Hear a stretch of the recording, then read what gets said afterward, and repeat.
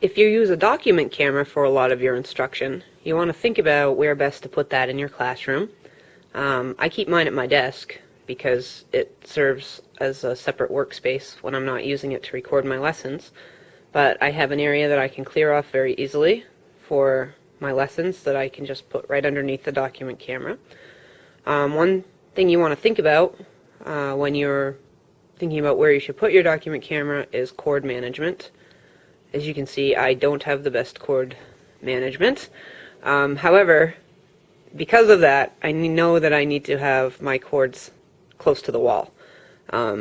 So I've tried having the document camera more in the middle of the room before, or more a little further away from the wall. It doesn't work so well because it is hard to manage all the cords that you get going sometimes. So cord management is a really important piece when you're talking about and looking at setting up a document camera. My document camera also does recording, so it's very easy for me to record a lesson while I'm teaching it with the document camera. The other thing that you need to think about is where are the students going to be sitting. My students sit out here usually, but where they're actually sitting, how the classroom setup varies. They see the lesson on the board up there with the projector that displays the content of what I'm teaching over here.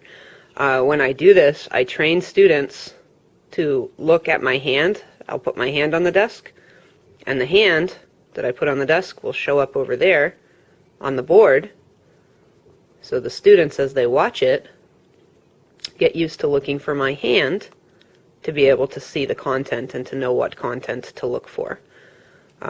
So you want to make sure that you're setting your classroom up in a way that students are able to see your content, that you're able to manage whatever cords and other materials you have going on that you may need to access for your lesson with your document camera.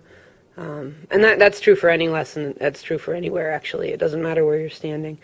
One great positive to using a document camera is there's very little likelihood of a student getting in the way without you having seen them coming. So, you know, with a camera, they're going to walk in front of it. They might stand up, and, you know, before you know it, you have a student face in your video. This won't happen as easily with a document camera if you're recording on a desktop.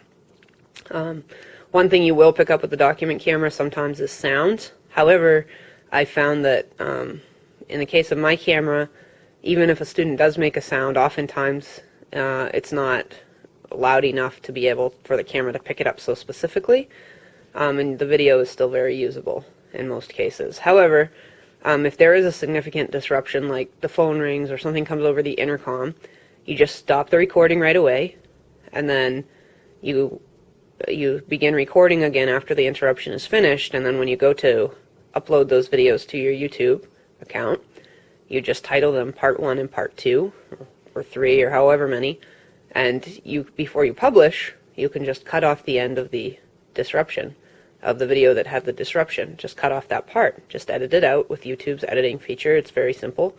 And you can review the video course on how to use YouTube editing to remind you how that works.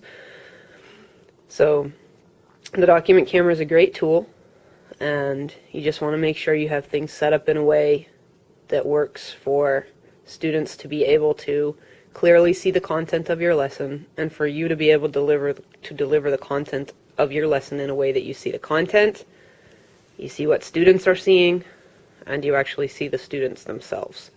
So those are all very, very important pieces of classroom setup to look at when you are considering how you will do your recording with a document camera. Good luck.